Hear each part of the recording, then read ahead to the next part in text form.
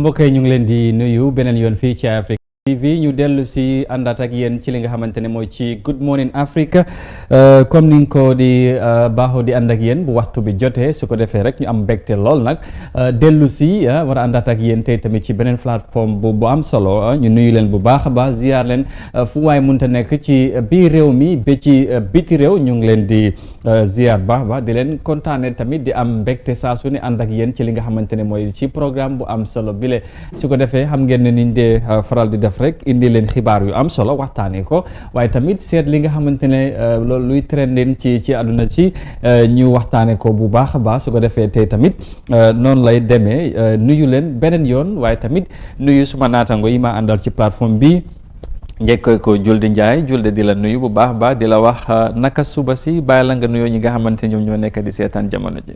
Good morning Amadou. Good morning Modniang.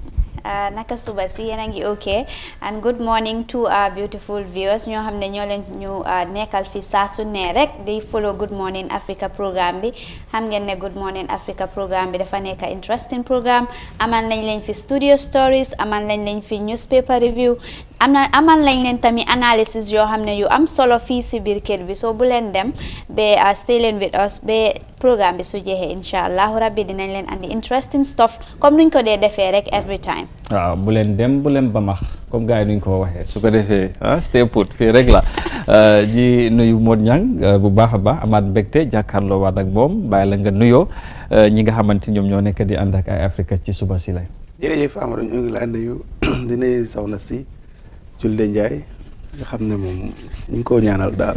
waaw bu baax a baax bu baax loolu ak seeg jàmm. macha allah waaw léegi itam ñi nga xam ne ñu ngi seetaan ay Africa TV comme nu ko Amadou waxee rek seen programme bu nga xam ne da ngeen koo faral di am bés bi yàlla sàkk fii si biir kër gi ñu ngi leen di nuyu di leen wax ne rek dal leen ak jàmm topp leen ñi ba si kanam rek Amadou dina leen wax li ci gën a fës incha allah.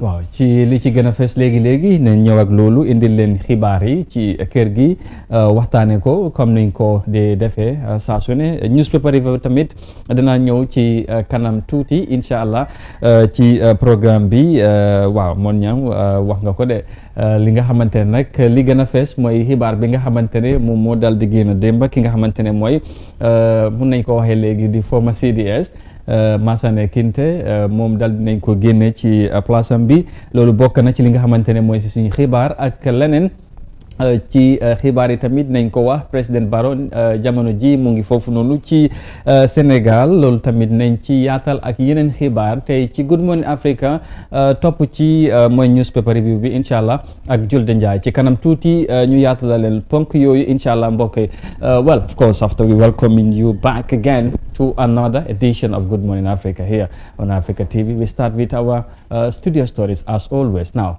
President Adama Barrow and the Commander-in-Chief of the Gambia Armed Forces has relieved Lieutenant General Mansane N. Kinte of his duties as the Chief of Defense Staff of the Gambia Armed Forces.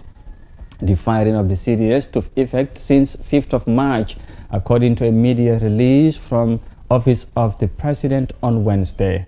No reasons was advanced, but the President said he acted according to powers vested in him under Section 190 of the 1997 Constitution. Meanwhile, the President has appointed Deputy Chief of Defense Staff, Major General Yakuba A. Drame, to take over from General Kinte. So that's the new CDS there.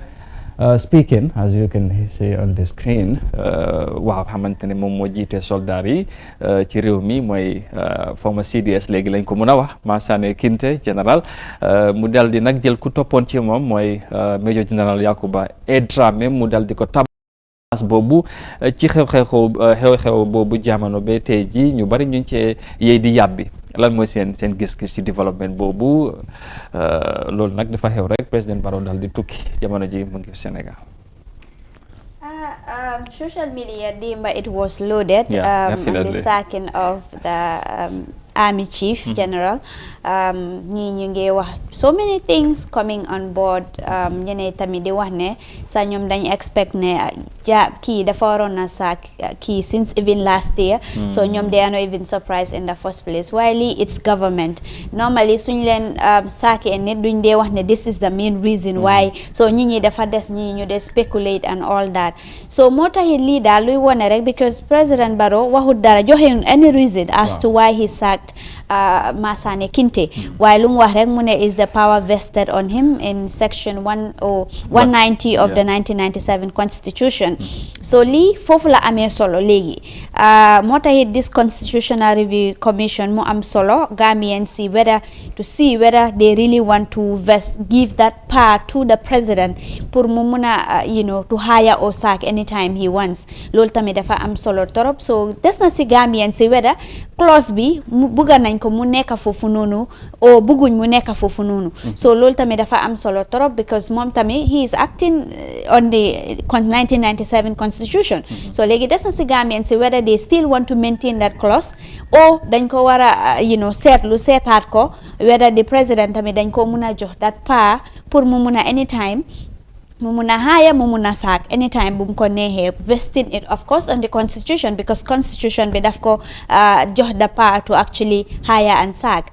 But anyway daal nii la fa demee xamuñ benn reason bi as to now te fu mu nekk ni gis nañ ne député am bi moom si boppam lañ jox as the head mu nekk loo xam ne mu fa léegi let's just see what will happen next because this is government, this is politics. It's really complicated sometimes to really predict or nga mun a explain exactly the reason why things are happening in government. But yeah ñu yëpp gisandoor nañ ko démba la happen moom dañ ko relieve of his office.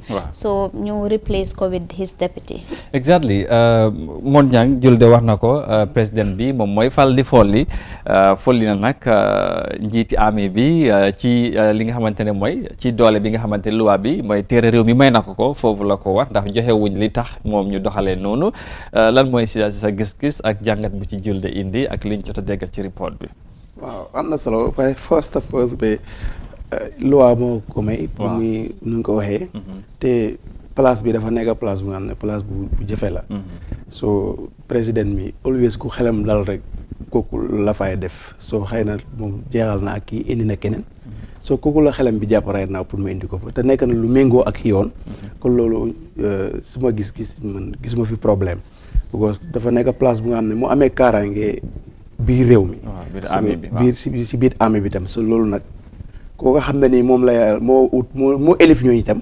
den ku dal xelam kooku la faa def te nii la day àpp ne si biir réew yi si biir àdduna si yëpp léegoo-léeg kii dem léegoo-léeg kii ñëw so moom nekkoon na fi dem na keneen Dramé ñëw na so di wax rek Dramé moo tax xam naa ne président bi ñàkk nag gis-gis yi wuute ci nu mu demee am na ñu bëri ñu ngay wax ak yéen waaw mënul ñàkk because moom ñi ñaa ngi doon wax fekk mu ngi fii so su demee itam nit yi dañoo wax rek but dafa am si lu nga xam ne comme ni ko la wax secret d'état la comme ni ko gars yi di waxee so yooyu dafa des ñoom duñ ko mën a xam moom boo nekku ci biir waaw da ngay yaakaar rek wala nga foog waaw waaye boo duggee ci yëf yi rek ci ngay xam na yëf yi léegi mooy loolu waaw nekkul li nga foogoon fu mu dem tukki noonu bu yàggul rek la kooku ceeñ moom itam bosam so da ngaa gis ne loolu is normal ak ko fekkee te itam yàlla def na mu ngi ànd ak loi bi ku ñëw rek moom tam yàlla na sàmmante sarte yi yu réew mi soxla mooy réew mi am kaaraange armée bi itam ñooñu seen bu amee leen amee bu war a am daal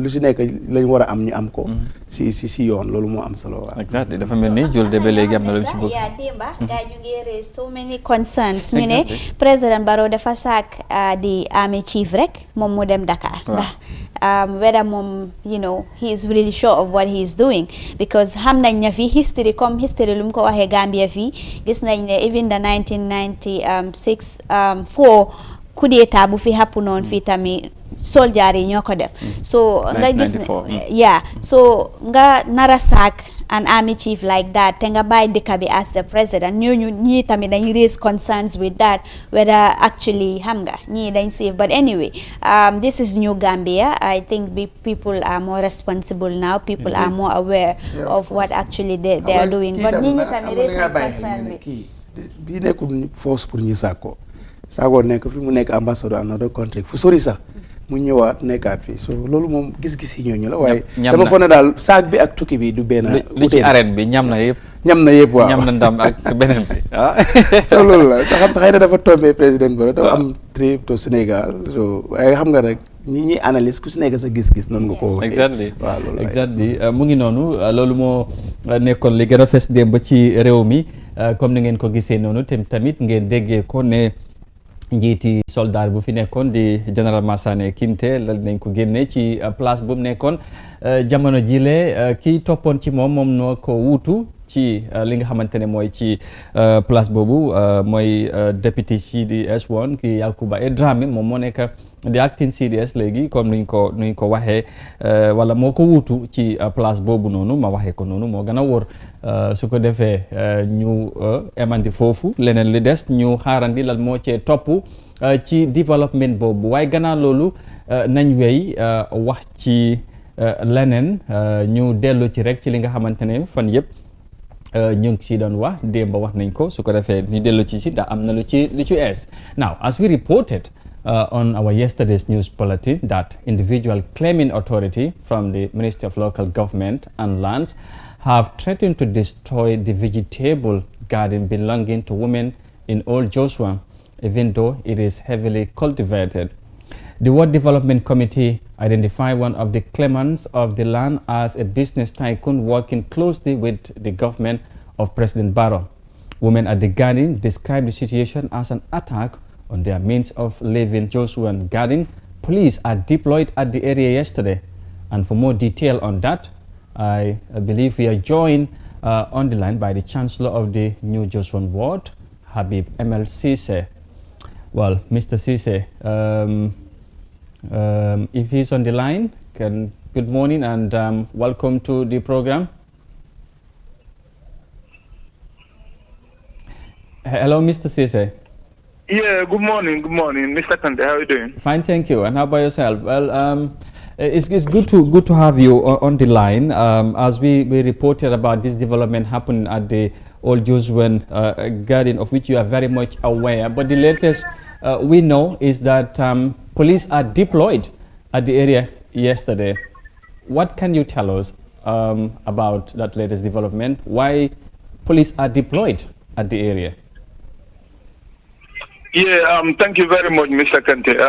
Yesterday, the community converged at the Women's Garden at Farokona, New Joshuan, after the cemetery. Yeah, I think, we report the matter. When we have this issue, we report the matter to the police station. Yes. And yesterday, the youths came out in their large number. So I think, and it was very difficult for guarantee what will happen. Okay. I think that was the main reasons why the police came. But, we talked to them and they were very cooperative. And, they did not come with anything, but just to be there to get first-hand information, because we already took the matter to them well before, since these things have started. So for deploying them there, they did not come to harass anyone, but just come to there to show their solidarity to community and to guide us to see that no violence will happen there yesterday. All right. We understand that orders were given for the work at the site to be halted. Apparently, are there any signs of the same people claiming to the owner of the land wanting to continue the work? Probably that resulted of that worrying times at the area resulted to deployment of police at the area. Please, Mr. Kade, can you repeat your question, please?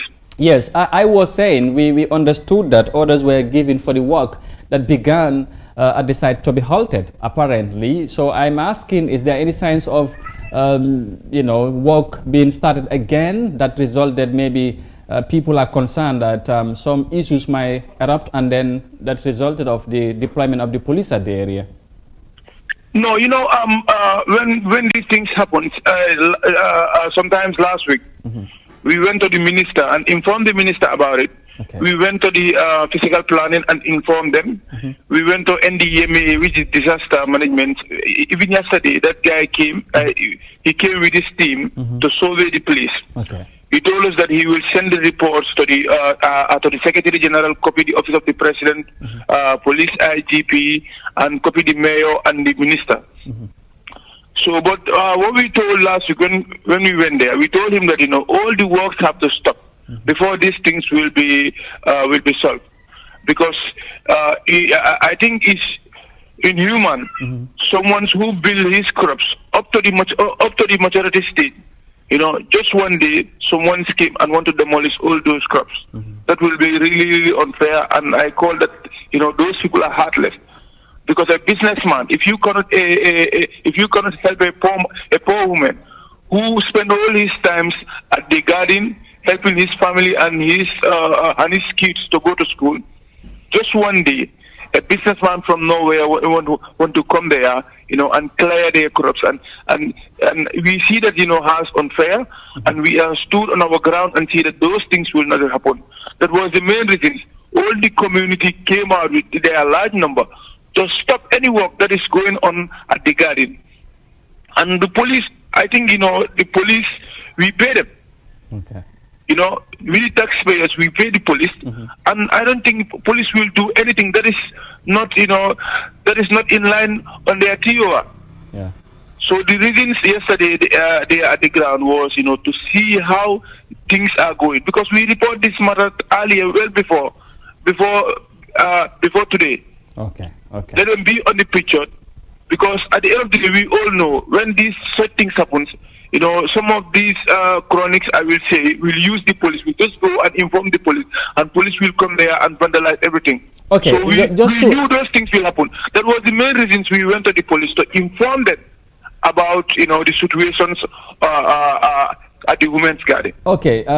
Just to conclude, maybe can you say right now that the police are deployed, the situation is under control, everything is calm, there's nothing to worry about with regards to what was happening at the area or feared to happen? Yeah, no, there is no chaos. Just on Monday, it was a push and pull between one businessman that want to build. He was building his foundation, but we stopped him, and he did not want to comply. So the youths, they nearly beat him there.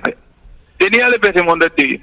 But just, we talked to the youths, and the alcalde was there, and the elders of the communities are there just to calm down things, and we engage the police also, time to time they will be patrolling there to check that place, And even myself, I'm at home right now. Maybe next 30 minutes I'll be at the garden, because the women, they always call me, and we also talk to them about it, because they were very worried. They are very worried. So that was the main reason, and they are our mothers. And for me, as a people representative, those women, they pay, because I am paid by the taxpayers' money, and our National Assembly member is paid by the tax money, and even the president and the minister, the police, they are paid by these women. Okay. So it will be unfair when they have a problem. You do not stand by them. So that will be unfair. And it's like, you are violating their right, because it's their right to work at any place. Okay. So, Mr. Cisse, are you expecting anything positive from your dialogue or from the engagement you had with the minister? And how long are you really expecting for the matter to be resolved? Yeah, this matter, I think when we went to the minister with our elders, we told the minister categorically clear that, these things, because if they allocate these lands to these people, KMC this year will have a serious flood. And we all know how vulnerable Ibo Town and New Joseph is when it comes to time of flooding. So that was the main reason. We knew, and I don't think the current government will want Joshua to turn into disaster during the rainy season. So that is their mandate as a government, to protect people and to protect disaster from happening. So we as a community, we met several times. Even this week, we met, to discuss the way forward, how we will solve these things amicably. And we did that, and we hope and we are very optimistic these things will be solved amicably. Okay. Just pour ñu tënk ko rek ci wolof benn 20 seconds ci li nga xamante ne mu ngi foofu noonu xew ci Joshua comme ni nga ko gisee si report bi ak ni nga ko waxee léegi ci English nga tënk loolu exactly xam ne problème amoon na foofu ci garden bi jigéen ñu fa nekk di la liggéey am na keneen ku fa ñëw bëggoon na leen génnee foofu tabax def tabax ak yooyu ba problème bëgg a ci xew ak yooyu ba tey dégg nañ lu ci bees mooy yóbbu nañ fa police pour ñu saytu béréb bi lan nga ñu mun a indil ci xew-xew boobu ci tënk rek because time amul nga wax tamit ñi nga xamante ñoom ñoo nekk di ànd ak ñun right now Mr Ceesay. jërëjëf Mr Kante loolu la xew rek because affaire yi laan la Joshua ci foro bi. waaw jigéen ñi dañu yaagaa liggéey ci foro bi moo doon tati yi ñun balaa ñuy judd sax dañ fekk gaa ñu ngi liggéey ci foro bi. ñun buñ nekkoon xale di kii dañu doon romb di dem ci foro bi suñu yaay dañ di dem foofu noonu. soo dañu yaagaa liggéey ci foro bi time boobu noonu sax liggéey foofu noonu dafa jafe torop waaye jigéen yi dal nañoo liggéey foofu noonu. ñu clair foofu noonu yëpp. so benn day rek nit from nowhere a businessman boo xam ne because we all know businessman yi seen interest lañ ngay toppa so dañ ñëw rek mu ne central government bi ci si local government ba pare dem nañ foofu noonu sax ministre bi sax approuve nañu ne moo approuve land bi to one Yusufa Jawara which is a cause to the minister and loolu is a violation of it's a violation ba pare it's an abuse of office because sa mbokka koo xam ne is from Basse yow as a minister nga locate ko land from KMC foo xam ne because nit yoo xam ne KMC dafa fees di fu ñu nekk di def garden jigéen ñi yërëmuloo gaay nga ne da ngaa ñëw nga jël président dugal la ci foofu noonu pour yaa seen projet xam nga loolu itam fair so ñun naata community ñun jël nañ suñ stand ba pare mënuñoo garanti bu lan mooy xew next minute because démba comme noo leen ko tëbee si nataal yi démba police yi ñëw nañ foofu noonu ñu ngi waxaa nit yi pour ñu seet affaire yi calm down waaye youth si ak jigéen yi nit yëpp a génn pour wane ne foofu noonu fu munta nekk reka tudda la lifin boo xam ne da nga koo joxe because jigéen yi bu seen jardin moo fa nekk so ñu naate community dañ jël suñu stand ba pare foofu noonu doo ko mën a allocate kenn ok Mr Ceesay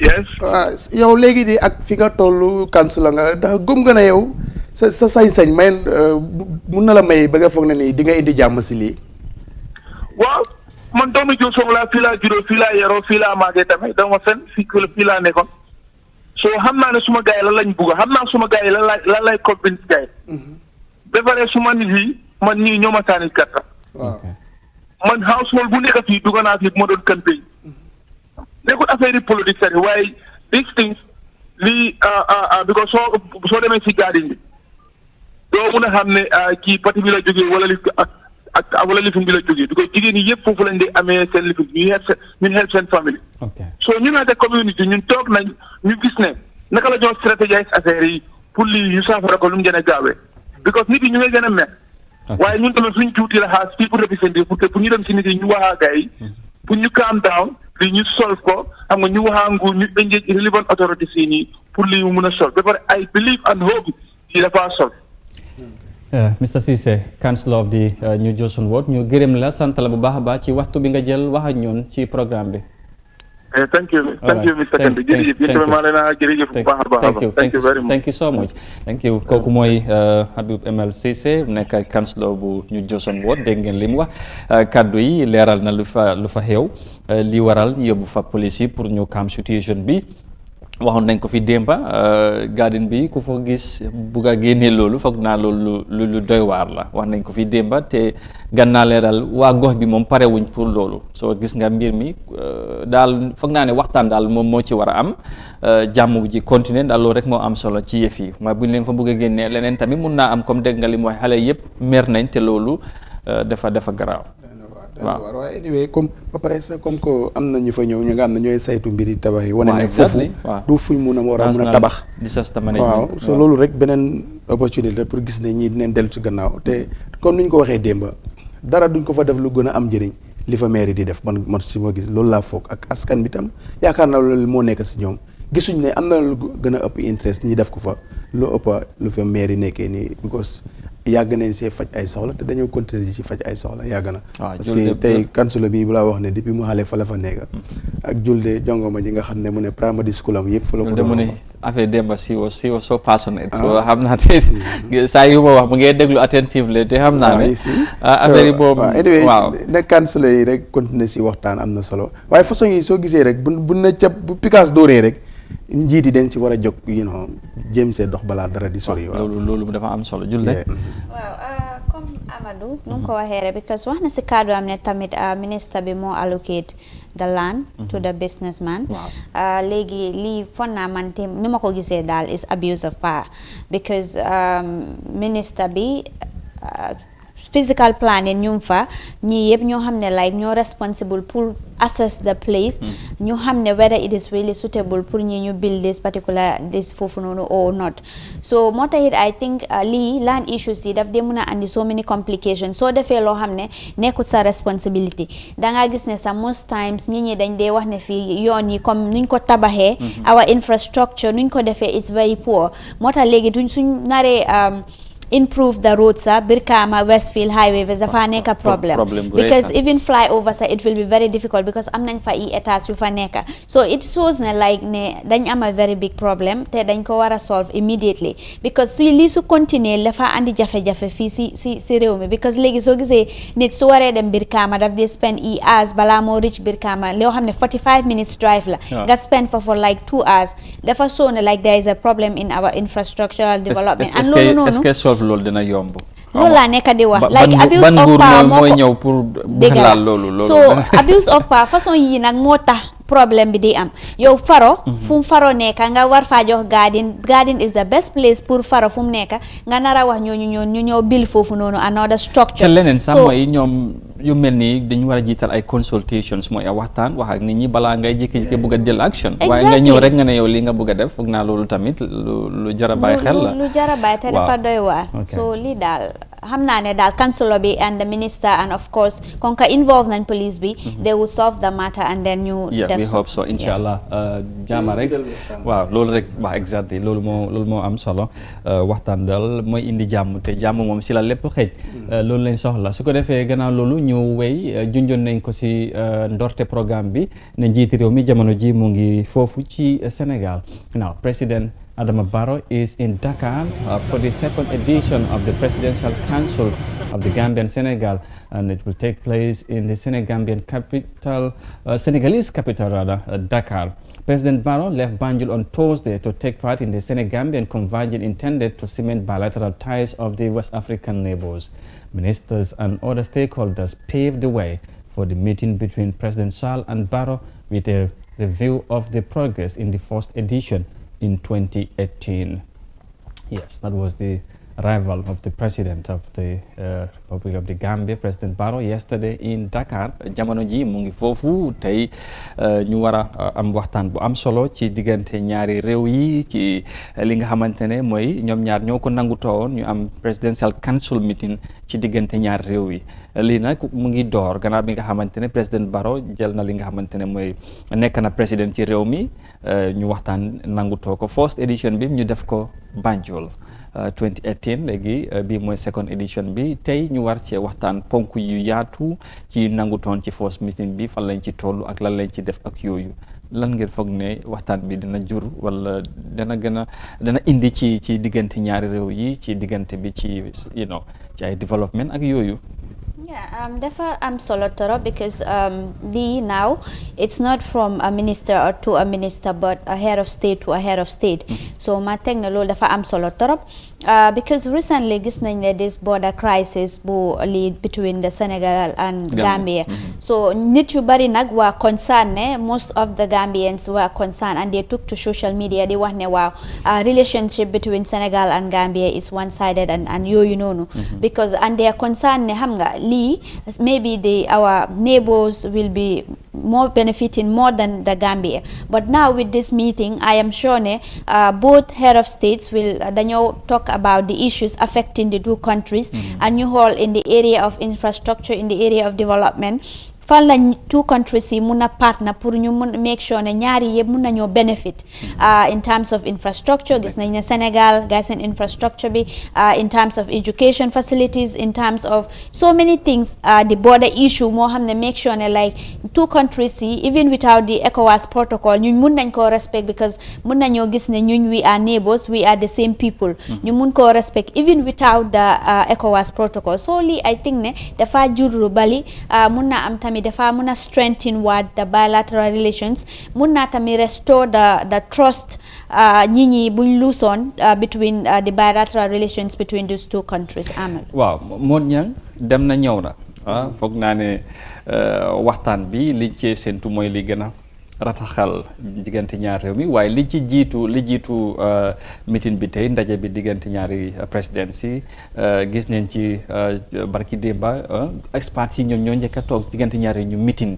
ci luñ nangutoo woon ci first meeting ministre yi tamit ñoom tamit ñu toppa ci démba ñaari réew yi ñoom tamit ñu waxtaanee di seen mbir yooyu leen liñ nangutoon président yi itam loolu lañ report boobu lañ war a toog ñoom ñu am li nga xamante nañ ko jàngat am luñ nangutoo julle junj na sànq recently gis neen lu xew ci booda bi suñ moto yu bari buñ bëggee dem Sénégal jafe-jafe yu fay xew nga nda jàpp nga ne meeting waxtaan bu mel nii mun naa indi saafara ci problème yu mel noonu ba ñun suñ luñ bugga dem diggante fii ak Sénégal mu gën a yomb comme ñoom nu ñoo ñëwee fii di dem ak yeneen réew yi tamit di ñëw fii di dem ci yeneen réew foog naa ne loolu war nañ cee mun a am yaakaar ne waaw war na mën a nekk loolu moo xam naa ne bokk na si tànki président Barrow waaw am nañ ci yaakaar number one bi moo war a nekk transport bi parce que dafa xaw a doy waar tam nag because yow yaa ngi gis seen moto yi ñu ngi ñëw ko dem xam naa ne ñoom ñoo bës fii rek ñi noppi ñi lay nag seen moto nekku di dem kon yaakaar naa ne ponk boobu président Barrow dina ko fa rees diggante moom ak président Macky Sall bokk na si ñoo njëkk a nangutoo waxtaanee ko am neen yaakaar na rek su ñëwee rek feebar bu moom am nañ saafaraam dina faju loolu la ñuy yaakaar te yaakaar googu moom nga njortu moom la jël de njortu moom la Gambien si am njortu. ci nangutoo boobu sax ci 2018 lañ ko nangutoo woon mooy léegi moto yi mun nañ fee jógee dem Sénégal seen moto yi ñëw fekk jafe-jafe du am waaye gis nañ after loolu sax jafe-jafe yi. 150. waaw Gambie 100. waaw loolu moom loolu moo doon. te léegi te loolu sax nekku doon di dem mu jéegi benn moo doon dem mooy benn boss bi loolu mujjee naa taxaw am naa yaakaar ne kon demi président Barrow bi nekk na lu am solo. ñi ngay xaar ne su ñëwee feebar boobu dina faju ak yeneen yoo xam ne doon na si diggante Gambie ak Sénégal so nii rek la mun a demee because dañ fekk lu yàlla defar la ba pare jaxase ko ba pare so kenn mënatuñ koo génnee because dafa mel ni nga war a ñëw dog sa yaram mënatul nekk kon lu xam ko mënatul Gambia bi parce que yow dégguloo seen Mali seen Mauritanie seen Nigeria dégguloo déedéet adduna bi yëpp Sénégal bi rek nga dégg so loolu nag liggéeyu yàlla la kon li si war rek mooy kenn ku si nekk rawatina njiit yi because government interest rek moo dee xaajale nit ñi waaye du population seen bopp because soo ne moto yi du dem population bi dina waaxu dem because bàjjenam mu ngi fa oo baayam oo yaayam kële itam baayam ak yaayam oo bàjjenam mu ngi fii yow mun loo dog diggante bi relation na government to government mun na am ñagas waaye population si ñooñu dara mënu leen a xaajale so kon nag luy war mooy ñaari njiit réew am nañ yaakaar seen lalu buñ nar a def wala tëju boobu noonu buñ si génnee yëpp dina rataxaat te dinañ gis ne dina am solo waaye nag ba léegi ci tëju boobu dana am solo bu baax a baax tamit luñ ci nangutoo bu ñoo joxee ndigal nañ fexe ñuy doxal ndigal yooyu ci ñi nga xamante ñoom ñoo ko war a implement parce que loolu tamit dafa am solo li tax ma wax ko mooy wax naa ko sànq ne nangutoo buñ ñoo wax ni tey jafe-jafe si transport bi dañ ko nangutoo woon 2018 ñu sign ko waaye implementation bi bu jotee Gambia buñ bëggee def si ñu dafa am ñu taxaw ci border bi ñu ne fii doo leen fi jaar te gis nañ ne yëf yi nu mu demee dama ne dafa am lu leerutoon ci waxtaan bi te nit di ngeen di waxtaan ñu waxante li nga xamante ne mooy li war a am li war a nekk waaw te ba pare exactly ñu seet intérêt boo dañ ko xaatim te li nga xas xaatim ba pare dafa war a nekk lu leer exactly am naa yaakaar ne loolu passé na waaye li si des dootuñ dugg si lu nga xam ne ni leerul waaw te ànd naa ay kilifa la ànd naa ay kilifa am naa yaakaar ne daal everything su ñëwee daal war naa indaale xibaar bu nekk ci côté boobu ak leneen ak yeneen secteur yi tamit bokk na ci security tourism whatever trade ak yooyu bari na waaw julde wala ñu dox finally rek man lu ma bëgg a yokk foofu noonu moo nekk ne whatever lu ñu agree ñu yóbbu ko si grassroot level bi because grassroot bi moo nekk councilors yaa fa Sénégal am na Gambia am na ministers yaa fa soo ñoo xam ne mën nañoo facilitate information bi ñu yóbbu ko to the grassroot level ñi ñi yëpp xam ne ok lii moo xew waaye ñoom neen suñ toogee ñu sign te grassroot bi xamuñ dafaa ñoo andi jafe-jafe defoon naa loolu lañ nekk di gis fu mu nekk nii loolu lu am solo because bu ñaari njiiti réew nangutoo dara wala ñaari government ay nit am sañ-sañ wala ray taxaw ci am ñu ne lii du fi amee am na li ko waral waaw loolu nag war nañ koo bàyyi xel waaw bu baax a baax su ko defee loolu moo jeexal suñ studio stories yi tey mbokk yi comme ni ngeen ko déggee noonu su ko defee nag léegi-léegi ñu dem ànd ak short break ñëwaat ànd ak li nga xamante ne mooy newspaper review bi tey ci suba si la seet étiqueur yëglekaay lan lañ fajaru tey ci suba si la indil leen ko incha allah léegi-léegi waaye bu leen fàtte ne Star GSM ñoom ñoo dal di dooleel newspaper review bi ñu fàttali leen rek ne beneen yoon ñu ngi fii ci Tabokoto Latrikunda be Waspil si seen maakaan lépp lu ngeen bëggal li aju ci wàllu mobile ak ci seen bagage ak yooyu satellite ak receiver ak yeneen bagage yu am solo boo leen fa demee da ngeen ko am ni mu gën a yombee waaye tamit ni mu gën a amee solo incha allah ñu ànd ak bàq bi jingle bi su la neexee léegi-léegi ñu ñëwaat incha allah.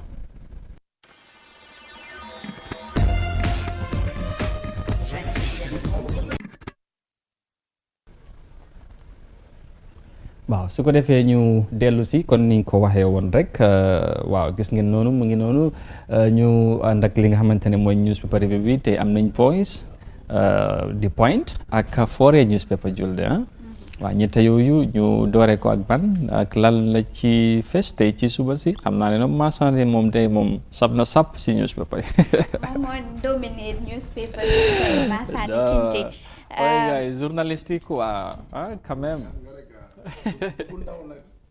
wala du nekk doon ku ndaw waaw ñu ne waaw xam nga guy gi rëy bu daanoo rek waaw rek pënd ba day bëri moo tax mu bëri nag ñu start with the Voice newspaper this morning and the main headlines on the Voice newspaper is poverty eradication workshop underway at Hotel School. President Barrow to chair second Senegambia Presidential Council meeting today. President Barrow sacks Chief of Defense Staff Kinte. Another story on the Voice newspaper is APRC Deputy Spokesman debunks allegation of disarray in party. Banjul Mayor says councillors are ripped of their subventions. The last story on the Voice newspaper is National Assembly Select Committee visits Jufure, Albreda and Farafenye. These are the main stories on the Voice newspaper. wax nañ lu bari de waaw ñu am luñ ci tànn rek ndax duñ mën a addu ci yëpp. waaw we go with the APRC Deputy Spokesman debunks allegation of disarray in party. The story there is Deputy Spokesman of the former ruling party, APRC, has reacted to rumors making rounds on social media that there is a fracas within the party as not true. The rumor, which claims as saying Fox breaking news, APRC leadership are in crisis. A heavy fight broke up between Rambo Jatta and Sidi Bojang, a former APRC National Assembly member for Serekunda, who usually contested against Halifa Sallah and up blowing Rambo Jatta's nose. He was deadly bleeding yesterday at APRC press conference at Fabakari Tombong Jatta compound in Talinding. They had to take Rambo Jatta to the hospital, but the APRC executive decided not to go to the hospital in order to keep the incident secret. But they can never escape from my wrath. According to my sources within the APRC corridors, APRC leadership are up to no good, and the militants realize that Fabakari Tombong Jatta and Rambo Jatta are secretly selling APRC to Adama Barrow. The APRC militants didn't buy their ideas, which did not go well with the rest of the APRC members at their press conference. But Duduja said, "That's not true. All information comes through me. I am the one who communicate with the journalists who we can have a press conference without the media being invited." That's actually funny, and there is no truth in that. Details of that on the Voice newspaper. Lidal. Interesting. Lead deputy spokesperson bi APRC mu ngi wax ne Rambo Jatta guys and mom xeex bi between ak Sidi Bojang it's not true. Moom mu ngi wax ne all those allegations are not true. Mu ngi oo tamit ñi pour balaa ñoo report dara ñu make sure ne they are factual balaa ñu ko génne out there. Well, man comme ni nga ko waxee rek ñooy si press conference la xew te man su fekkoon ne si press conference moo xam naa ne koro kay wax ma la siiw rek waaye koro kay waaw. loolu la moom wax sax mu ne how can ñoo am press conference without the media. Exactly loolu moom ma si jaaxal waaye comme Doudou Dia moom moo nekk deputy spokesperson bi weddi na li nga xamante ne mooy report yooyu ñu xaar rek xam naa ne fii bu dee am na lu mu yàgga dina leer. xam naa am na yéena yu mel nii du mun a nobbu for good surtout problème bi nga xamante ne mooy deputy party Labour ki nga xamante moo topp ci Fabakary Tombong Jatta bu waree dem ba ñoom seen ñuy xeex moom ñu ko see gaañ ak yooyu loolu bu amee exactly foog naa ne loolu nobbu ko du yomb ak waaw su fekkee si kër boobu la xewee ba loolu yëpp xew bi nga xam mu ngi ci kaw yoon bi waaw mooy loolu waaye tamit comme as the saying goes in every rumor there's an element of truth. All right so doo mën a tamit weddi completely newspaper bi lu mu indi ak yooyu waa xëy na am na fu ñu sukkandeku ak ba indi xibaar bi waaye ñaari saat yi ku nekk wax na léegi nag lan nga ci mën a jàpp des na ku nekk na nga ko gisee ak noo ko xalaatee. doy na waar moo ñee sa gis-gis. dina doy waar waaye dinañ ko bàyyi comme si benn lifin rek dañ ko bàyyi comme golo si ron garab. yéeg boo wàcc rek wala bëgg a yéeg. waaw foofu rek la. For me. Anyway, that takes us to the next story on the Voice newspaper, and that is Banjul Mayor says councillors are ripped off their subventions. The story there is Rohim Malik Low, Lord Mayor of Banjul, has told the National Assembly Select Committee on Local Government at an area council meeting with the committee that councils are ripped off their subventions. We are having 10 or 15 million from car parks according to our CEOs, and now the car parks resources are not coming as they only give us 1 million every year compared to before, she said on Wednesday in Banjul. She added, Banjul Council does not receive anything other than $1 million maximum. From that amount, council pays salaries, and this is what they are calling subvention. And people expect development out of that money, which cannot be possible. They need their subvention as the councils are not having the money, revealing that everything is taking away from the council. Details of that on the Voice newspaper.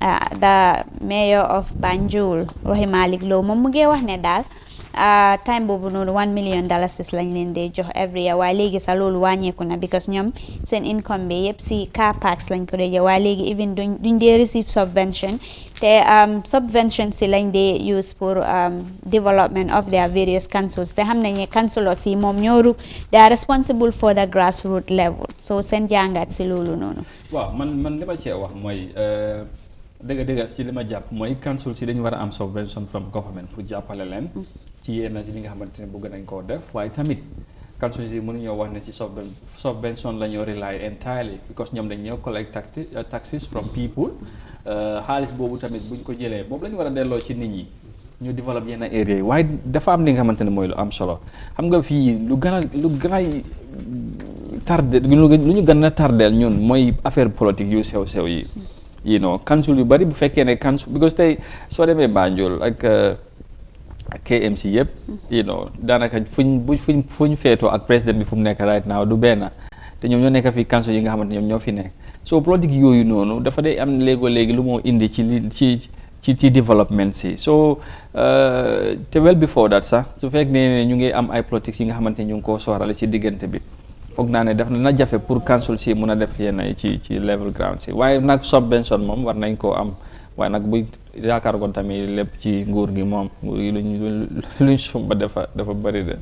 waaw si gàttal rek council si comme lu ko Amadou waxee li ñu jël si because dañ ne 60% bi dafa war a delluwaat si community bi so kon su fekkoon ne loolu mu ngi am ba dinañ face this problem because justice moom ak everything nit ñaa ngi koy fay 60% boobu dafa war a ñëw plus li leen government bi war a support te noonu la war a demee government bi tam dafa war a support area council si support ñëpp pour ñooñu mun a delloo luñ jël waaye dama gis ne luñ jël si nit ñi dañ ko delloowut si nit ñi moo tax jafe-jafe yu bari ndax te tam sax ndax ñoom seen wareef ndax nguur gi jox na leen ko seconde li boo fa demee da nga war a réeral parti bu la fa yóbbu nga taxaw kola dëkk bi loolu nag comme nu ko Amadou waxee moo si bariwul kenn ku si nekk boo fa demee yaa ngi seet lu gën a yóbbu sa parti si kanam dafa tardé liggéey te itam nag neen delloo nit ñi si liñ moom loolu nag boo ko defut da ngay fees ay jafe-jafe rek te loolu moo nekk di am yaa.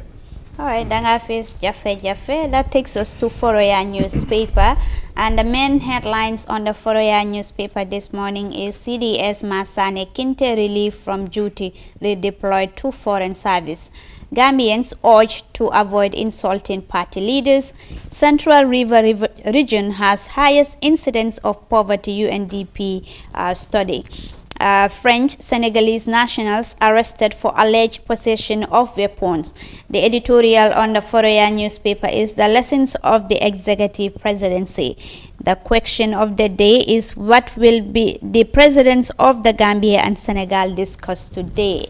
So these are the stories on the Foroyaa. We go with the Central River region has the highest incidence of poverty. The story there is the United Nations Development Program for Accelerated Community Development Feasibility Study report indicate that Central River region has the highest incidence of poverty in the Gambia. Central River region has the highest incidence of poverty in the country. Similarly, the regions of Lower River region, North Bank region, and Upper River region also have witnessed comparatively high poverty levels, moving around 60%. The report indicated that feeder roads play a vital role in economic development. The community visits confirmed the picture from the national reports within Gambia, and the rural roads required attention.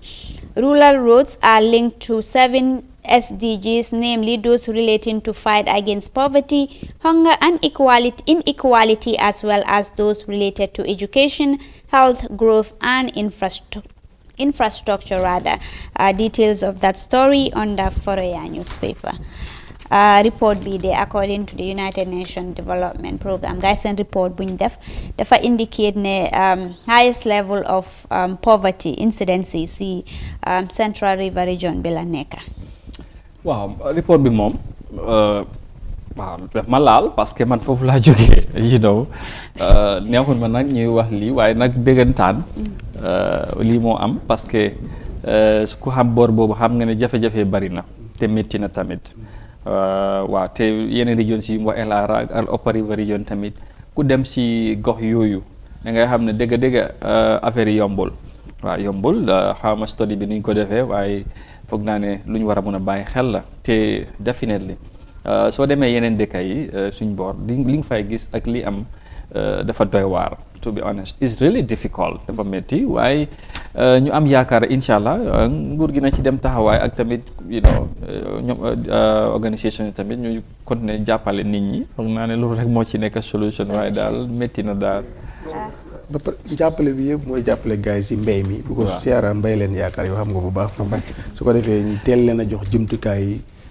engrais si mel ni engrais bay yooyu su ko defee su nawet bi baaxee rek dina baax waaye su mbay mi doyee waar rek dafa doy waar nguur gi na leneen si jàppale bu baax a baax te mu teel a dem si jamonoom su ko defee dina wàññi affaire yi parce que mbay rek moo mun a dimbalee nit ñi te foofu mbay leen yaakaar xam naa foofu bu baax bu ñu fa àndee sax man mi mun na la fa dogal ay tool si lii yee because suma maam fa la dëkk ma nga fa am ay tool man mi may la fa tool may la fa kër soo buggee si Upper Saloum bi Njaaw waaw man kay naa jox fi waa technical nga yóbbu rek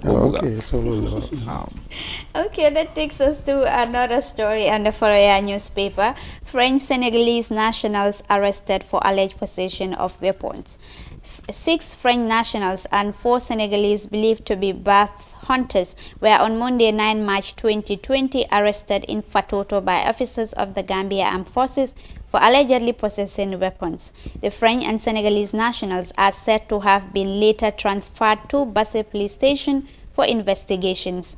According to our sources, the French nationals are based in the Senegalese village of Kulungbu and frequently come to Fatoto near the river Gambia and swamplands within the area for hunting. These white men are based in a small hotel in a village called Gulumbu in Senegal, and they come to Fatoto for hunting under the escort of some Senegalese men. Their leader goes by the name Max, who claims that some part of the forest within the Fatoto river side and swampland belongs to him and pays license for the place every year. Details of that on the Foroya newspaper. Belongs to him. And he said that mom daf dey fay license every year. Mom foofu. Waaw. ñan la koy fay. Ne police yi ñoom ñooy jël ay waaye anyway in investigation comme fii lu nekk investigation la kay te léegi rek doo xam the outcome of the investigation léegi ñu xaar rek investigation bi lan lay génn because ñu ne they are alleged hunters. Ay robukat la woon loolu lañ foog ne loolu lañ doon def. léegi nag ñu ngi ci loxo takkader yi ñu xaar ñu seet yan gestu la ñoo def ak lan la ñoo indil ci loolu. waaw xam naa daal diggante jaar yi lu ci tudd ay ngànnaay bari na lool taay yi. waaye xam naa war nañ koo wàññi nag parce que lii moom mooy loolu. wóorul daal waaw. xam naa sécurité bi dinañ si bàyyi seen xel gën a bàyyi seen xel si booda yi parce que nu ko Amadou waxee ngànnaay bari na te. temps yi ñaaw tiif yi dafa bari. te loolu nag responsabilité sécurité si la ñoom tam ñu bàyyi si seen xel bu baax a baax waaw. Okay, that takes us to our last newspaper for today. That is the Point newspaper. The headlines on the Point newspaper is Lieutenant General Kinte sacked. Fort Blend site attendant blames tour operators. A horrible experience. Returnee narrates how she lost her womanhood on backway journey. Tribalism, the biggest threat to Gambia's peace. These are the main headlines on the Point newspaper. So we go with this story on tribalism, the biggest threat to Gambia's peace. Ansumana Sise, Senior Program Officer at the National Council for Civic Education, has described the current tribal tensions in the country as the biggest threat to our peace and stability. Mr. Sise made these remarks at Josoba village in Kiang East District, Lower River Region, during a sensitization meeting at the community. The council is currently on a massive awareness-raising campaign dubbed Civic Dialogue on Constitutional Democracy, Rule of Law and Peace Building.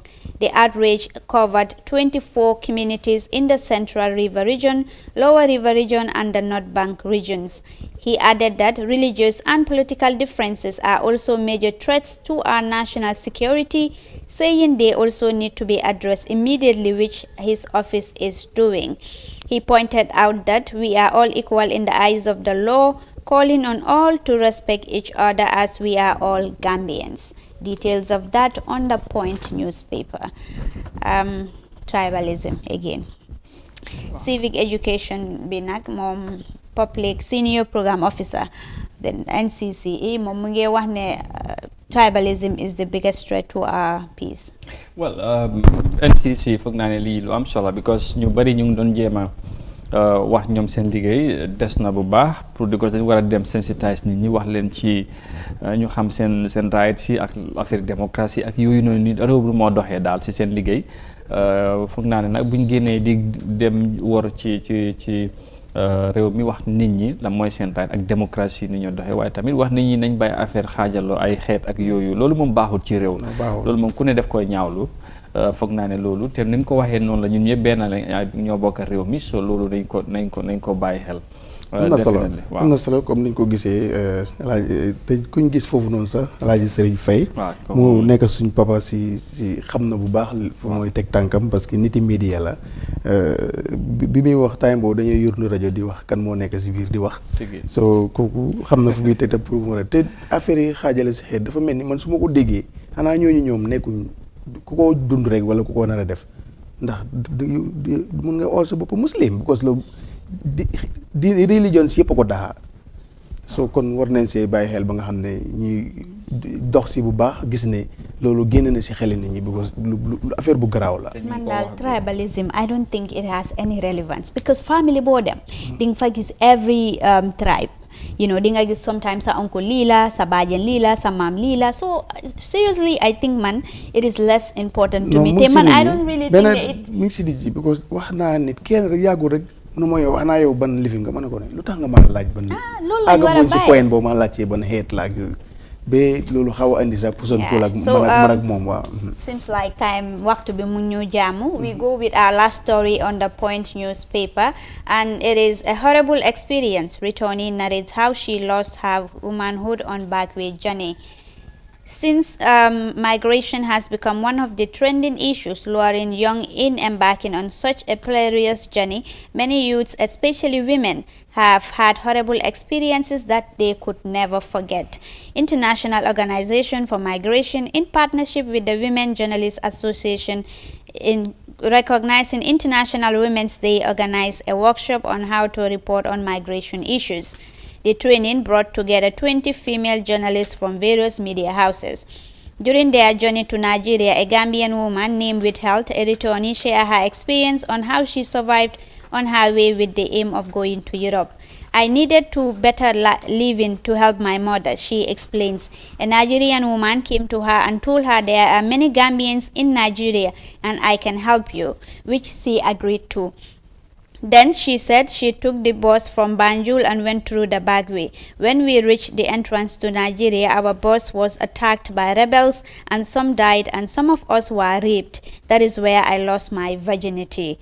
From there, she stayed in Nigeria and got a job where she was selling credit cards, magazines and novels. However, a man came to her assistance and enrolled her in a school where she learned catering. The man went on and opened a bank account for me. The money was huge that I had to take half of it and send it to my mom to renovate the house they live in. Furthermore, she stayed at the man's house with her family, and one fateful day, the man went out with his children, leaving the wife and her in the house. Later, the wife took a knife and threatened to leave the house. Well, details of that sad story there on the Point newspaper. Time amul? Time amul. I would have loved to read the whole story. How sad this story really is. Madam Safe, Madam Safe. Ñu ko masaw metti na te experience is very horrible. Comme ni nga ko waxee noonu ñu ko masaw bu baax te lii moom foog naa ne war nañ cee bàyyi xel daal waaw definitely. doy na waar métti tali dafa bari si àddina bi léegi surtout façon yi nii xam nga daal doy na waar waaye di ko mastawu rek yee. ok ñu tàggatoo dellu ci incha allah suba di ajuma incha allah nekk final day ci week bi xam naa daal dina amati solo am nañ ci yaakaar suba incha allah. incha allah waaw di ñaan borom bi mu may ñi fekkee ko jàmm. amiin waaw incha allah jërë ngeen jëf. Okay, Besuba inshallah to another edition of the Good Morning Africa program. Bulendem because ñu leen la amal good interesting programs to studio bi fi follow leen iAfrica TV rek always for interesting programs in and around the country. All right, thank you very much Julde Njie. Su ko defee nga moom suma sister dama ko dee bëgg a wax lu bëri waaye nag mun ñam mu ne am na lu ñoo waajal xam naa ne inshallah bu agsee rek dañ ci ñëw ak yéen lu ma si jaaxal mbaa du jël break loolu kay moom bañ a ka ma ne ko bañ a ka ñu ne 40 days la de 40 jours la Amadou anyway ok waaw su ko defee ñu ñëw wax ne tamit suñ kenn ci technicien yi madame Mariam madame naka la sax Madam Jara Tambedu. We are wishing you a very happy birthday in advance. Wow, happy. Yes. May you live hundreds and hundreds of years to come.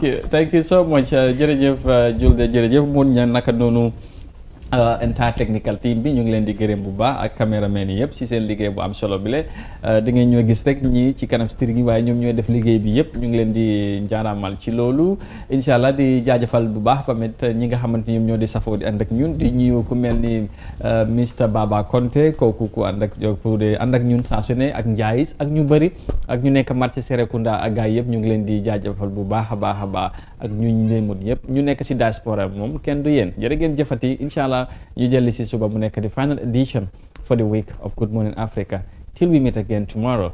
Do have a very pleasant afternoon. Bye for now.